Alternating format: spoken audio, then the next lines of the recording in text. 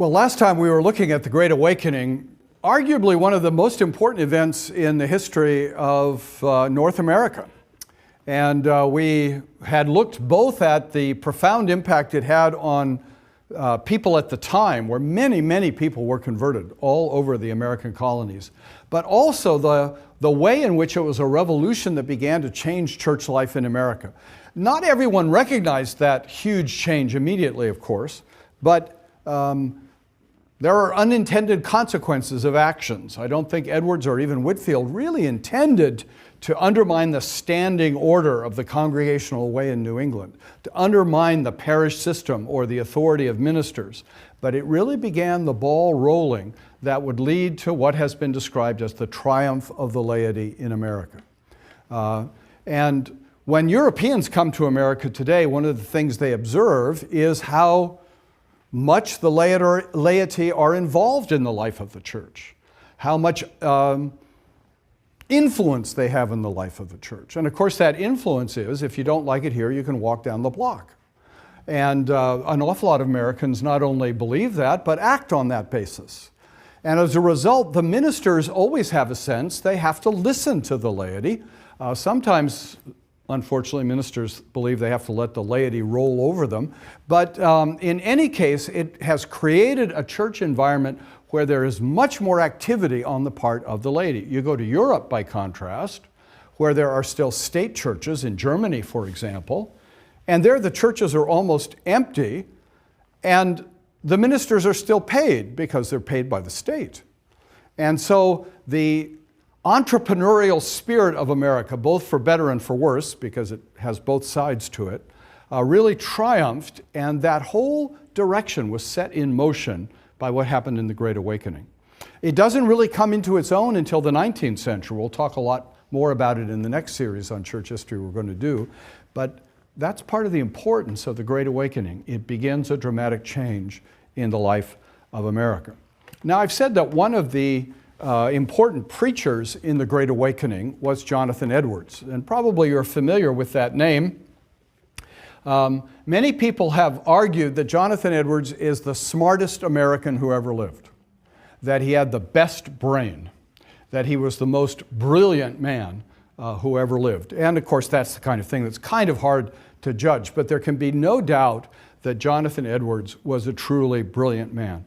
He was born in 1703 in Connecticut. His father was a Puritan minister, and Jonathan Edwards grew up showing early on that brilliance. He went to Yale College. Yale had been started in 1701 because Harvard had gone liberal. And it's amazing how colleges don't necessarily last too long. Harvard was only about, 60 years old. And the conservative ministers in Connecticut were already worried about what was happening at Harvard, so they started Yale. Yale was the third, I think, college in America, and the second was William and Mary in Virginia, but or the proper name was the Royal College of Their Majesties, King William and Queen Mary. They shortened it later to William and Mary. But Yale was also then a Calvinist school to maintain Calvinist orthodoxy, to train Calvinist clergy. And that's what Jonathan Edwards did when he went there to study. He describes how, as a young man, he was converted, and he describes how that conversion took place by his being overwhelmed by a sense of the beauty of God and the glory of God in nature. And he wrote about that in his personal narrative of his conversion.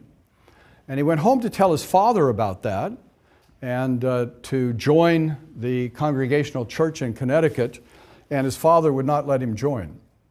His father did not think this was an adequate narration of conversion. Adequate conversion narratives were about being crushed by the law, not about seeing the glory and beauty of God in nature. We don't know exactly when Jonathan Edwards joined the church, but it shows early on that Jonathan Edwards was a bit of an exception to the way Puritans normally did things, and that his father was a staunch example of the old Puritan way of doing things. Had a huge impact on Jonathan Edwards. In any case, he went to accompany his grandfather, as I mentioned before, in the ministry in Northampton, west of Boston. In those days, it was way west of Boston. Today, it would take about an hour to drive, if that. But in those days, it was a long journey. And he went in 1725 and worked with his grandfather, his maternal grandfather, Solomon Stoddard. And then in 1729, Stoddard died, and Edwards had to take over the responsibility for the congregation. And he saw, as we already talked about in the 30s, some stirrings in the congregation. And then he saw wonderful things happening in the congregation as the Great and General Awakening began in the 1740s. And Edwards was excited about what he saw happening. He records much of what he saw and experienced in a variety of works that he wrote. One of the most important for us was written in 1739 and not published in his own lifetime. He kept it to himself, and he entitled it A History of the Work of Redemption. And in that work, already just at the beginning of the Great Awakening, 1739, he raised the question, how is God going to work through history? Edwards was a strong postmillennialist. He was a strong believer that Christ would glorify his church. He was a strong believer that the Pope was Antichrist and that the fall of Antichrist was coming in the next few decades. But how was God going to work? And he argues in this work on the history of the work of redemption that God has always worked primarily through revivals. And he said, I anticipate what's going to happen until Christ comes again to glorify his church, that we'll see the church raised through a revival and then fall again.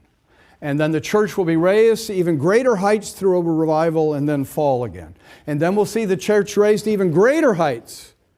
And at one of those high points, Christ will come again. That's what Edwards anticipated. And that's what he thought was happening with the coming of the Great Awakening.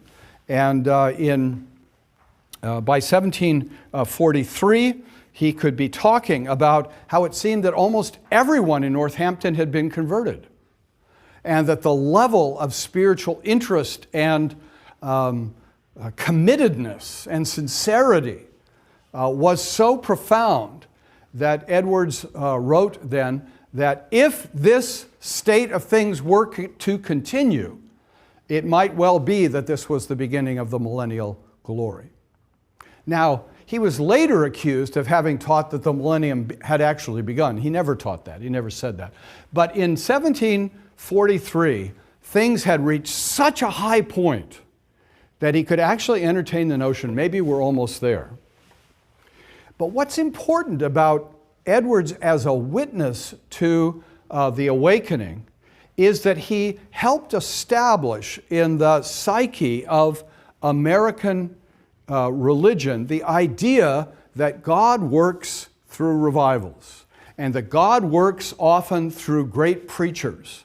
And many, many American evangelicals from that time to this have asked the question, well, who is the great preacher God's working through today?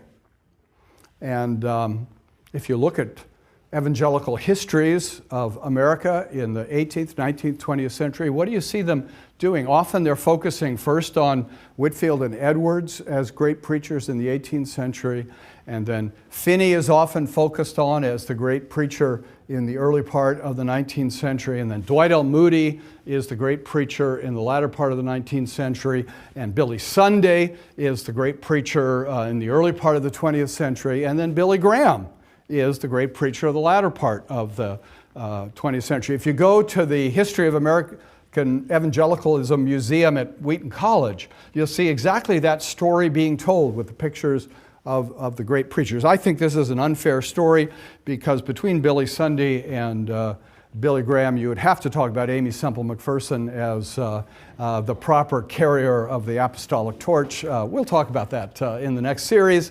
But that became the expectation. God does his work primarily through revivals. And I think that's a very wrong notion.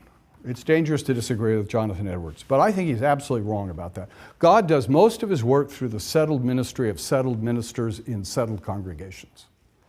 And that's not to say he doesn't do reviving work, that he doesn't sometimes do great works through individuals outside of churches.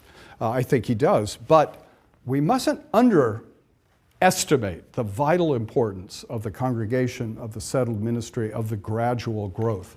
And I think Edwards was in a little danger in his postmillennial optimism of doing that. By 1745, Edwards was being forced to acknowledge that the energy, the commitment, the passion for the work of God was diminishing in the colonies. They had not entered the millennial age. And even in Northampton, many of those who had seemed so energetic in their commitment now seemed to be falling back. This was a great discouragement to Edwards. Now, what it meant that people were falling back is difficult to know for sure, because as George Marsden has shown in his wonderful biography of Jonathan Edwards, one of Edwards' problems as a pastor was that he was personally something of a perfectionist. Not a theological perfectionist, but that he was so disciplined himself, so demanding of himself, that he sort of thought all Christians ought to behave that way. He would spend 12 to 13 hours a day in his study, writing and studying. And he really didn't understand why other Christians didn't have that same sort of commitment to study. That same kind of disciplined approach to life.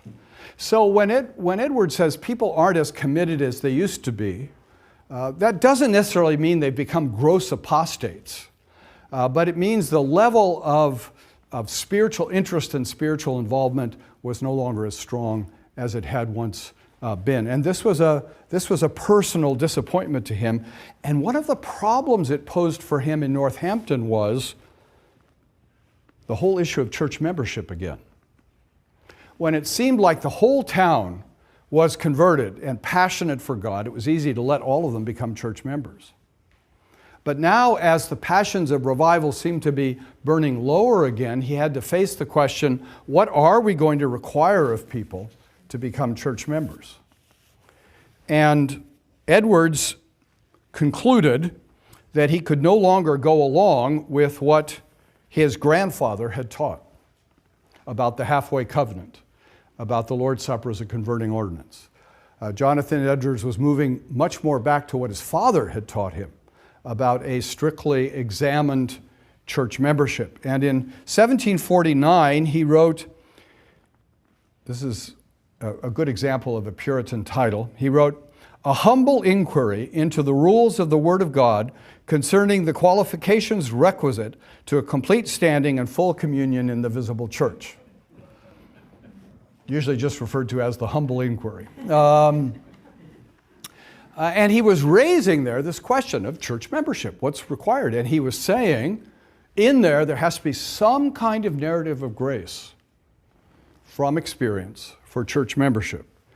And when he taught this to his congregation, they fired him. In 1750, Edwards was dismissed as the pastor of the church in Northampton. The laity are already in revolt. And actually that was possible in the congregational system. And he went then to be pastor in Stockbridge. And you can journey to Stockbridge today. It's about 2 hours east of Boston. It's a beautiful little town. In those days, it was the Wild West. It was about as far in the frontier as anybody with good sense would want to go. And it was a little town with hunters and a few farmers and Indians. And for someone as dedicated to study as Edwards was, it was not an easy place to find himself or an easy place to work, but he gave himself as sincerely and as hardworking as he could. One of the big problems Edwards had in his work was paper. Paper was a relatively rare and valuable commodity.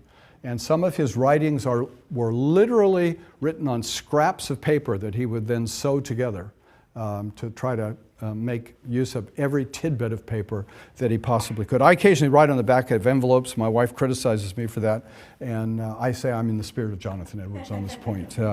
Waste not, want not. He did some of his great writing there in Stockbridge. In 1754, for example, he wrote, "A careful and strict inquiry into the modern prevailing notions of that freedom of will which is supposed to be essential to moral agency, virtue and vice, reward and judgment." His great treatise on the freedom of the will. And here is this remarkable man, one of the great intellects of the era, doing some of the great theological work done in America and trying to bring the brilliance of his mind to the defense of Calvinism, but a defense in a new kind of way, rethinking some of the issues, coming to the defense from different angles in the ways in which the truth had been defended before. And this led to a measure of criticism from a variety of people. One of his critics criticized him for defending the awakening. Edwards responded by saying that if you criticize the awakening, you are committing the sin against the Holy Ghost, doubting his work. But the Boston clergy was divided over the awakening, about 3/4 of them supporting it, 1/4 opposing it. And one of the leaders of the opposition, a minister by the name of Charles Chauncey, said that Edwards had just become an enthusiast, that he thought emotions were real religion. And in response to that, Edwards wrote another of his great treatises, a treatise on religious affections. And this absolutely confirmed Chauncey in all of his beliefs about the radical character of Edwards. But it's an extremely subtle and clever treatise suggesting a whole different approach to theological anthropology than had ever been pursued before. The trouble was, not everybody could really follow Edwards. Not everybody could really understand Edwards. And Edwards sometimes developed such a distinctive approach on his own that it was kind of hard to figure out exactly what he was saying. My own favorite example of that is Jonathan Edwards on original sin. One of the last great treatises he wrote was on original sin. He had a sense, an almost prophetic sense, that the doctrine of original sin seemed to be under attack. And ironically, after his death, he died after being named president of what would become Princeton College. It was at that time called the College of New Jersey. He was on his way to assume his duties as president of Princeton when he wanted to provide a good example to people by being inoculated against smallpox, and the inoculation killed him. So he died at a relatively young age, early 50s. Seems very young to me. Just before that death, sort of sensing that an attack on original sin was in the air, he wrote his great defense on original sin. But what did he teach about original sin? Well, without getting into all the details, B.B. Warfield and John Murray claim that he taught the immediate imputation of Adam's sin, which was, at Edwards' time, the Orthodox Reformed point of view. Charles Hodge and William Cunningham believe that Edwards taught the immediate imputation of Adam's sin, which would have been a minor error, not a huge error in the minds of most Reformed people at the time.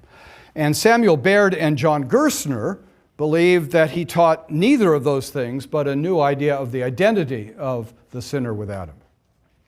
Now, what's interesting here is you have here 6 brilliant Orthodox Reformed theologian, historian, interpreters who cannot agree amongst themselves what Edwards actually said about original sin. They're all agreed he believed in original sin, but the question is exactly how was he teaching it? And this is something of the uniqueness of Edwards and the difficulty of Edwards. Mark Noll, a very distinguished American church historian right now, once said that The Orthodox loved Edwards because of the conclusions he reached. The unorthodox loved him because of the methods that he used. So he becomes this huge, brilliant figure of great influence, but with a mind so brilliant that it goes in new directions that the church has trouble absorbing, but allows him to then be quoted in a variety of different ways by different people who follow him. So there's no doubt that he was a great theologian. There's no doubt that he was a great influence. There's no doubt that he was certainly one of the most brilliant minds America ever produced. And there's no doubt there's been a significant revival of interest in Edwards in the last 30, 40 years amongst American evangelicals. My advice to you, R.C. will probably remove this from the tape, my advice to you is read John Calvin rather than Jonathan Edwards. John Calvin's much more readable in the first place, but I think John Calvin's also more reliable. It's not that Edwards is greatly unreliable, but he has such a distinctive vocabulary, even on the doctrine of justification. He says some very peculiar things in the treatise that he wrote early on in his, well, not early on, but before the Great Awakening on justification. He was a great man, and there's great profit to be derived from a careful study of Jonathan Edwards. But I think the church today needs not to so much look back to Edwards, but I think we're much better off if we look back to Calvin. I have not personally seen the need for theologians after Calvin, but apparently there are needs for theologians. But Calvin, I think in the end of the day, had a much more balanced theology. And as great as Edwards was, I think Calvin may not have been as great a thinker and certainly was not as creative as Edwards, but I think is a much more reliable pastor and teacher for the church.